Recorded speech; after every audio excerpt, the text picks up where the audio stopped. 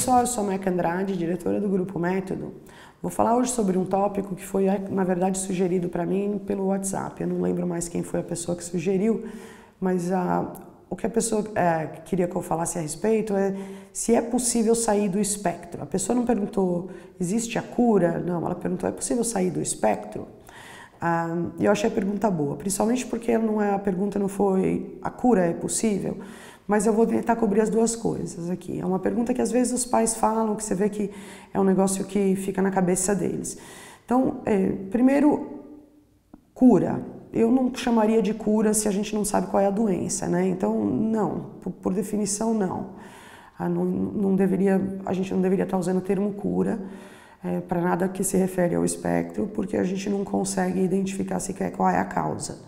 Então, nesse sentido, a gente nunca vai saber o que ocorreu. Agora, é possível sair do espectro?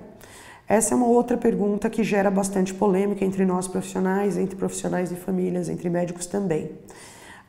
Lá nos Estados Unidos, os médicos costumavam diagnosticar e, em determinado momento, se o indivíduo não apresentava mais as características que são exigidas para a aplicação do diagnóstico, eles retiravam o diagnóstico. Veja, tem uma curiosidade aqui. Nos Estados Unidos, até a época que eu estava lá, eles não usavam a CID-10 como referência. Eles têm existe uma pressão para que eles usem o CID-10, mas não usavam o CID-10. Eles usam só os DSMs. Então, é mais simples você dar e tirar diagnóstico, porque o livro ele é usado de um outro jeito. A postura dos médicos, então, na minha interpretação, na minha forma de ver, tendo trabalhado com médicos lá e agora aqui, é um pouco diferente. Se dava e se tirava diagnósticos o diagnóstico de TEA com mais facilidade lá.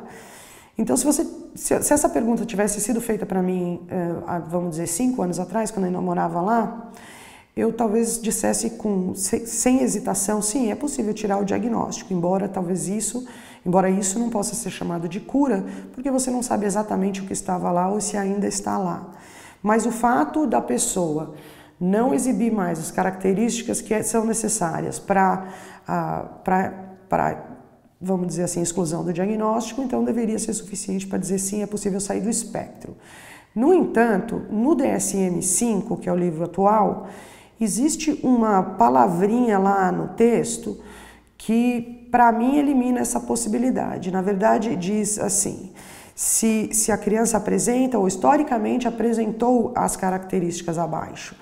Então, o que está dizendo com historicamente apresentou? Está dizendo que se houve aquilo ali, em algum momento da história da pessoa, então o diagnóstico se aplica. Nesse sentido, eu acho que fica mais difícil você falar, bom, vou tirar o diagnóstico. Mas do ponto de vista prático, é possível sair do espectro, no sentido de é possível não mais ter as características do espectro? Isso eu diria que sim, eu já vi isso acontecer e não em decorrência de qualquer tipo de dieta ou medicamento mágico, mas eu já vi isso acontecer em decorrência de trabalho bem intensivo e sério.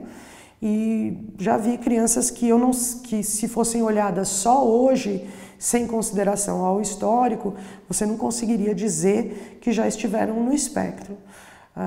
Mas do ponto de vista formal, eu acho que agora ficou um pouco mais difícil por conta desse aspecto do texto diagnóstico. Enfim, apenas uma consideração bem breve sobre o assunto. Eu espero que tenha esclarecido para alguns pais que trazem essa questão, e coloque aí comentários, sugestões de algum outro tópico que vocês queiram que eu discuta nesses vídeos, tá bom? Não esquece de dar uma checadinha na nossa página, lá você pode dar boas sugestões, também o site do Pessoal Amplitude, a página de Facebook deles, e fica de olho no nosso blog. Até a semana que vem.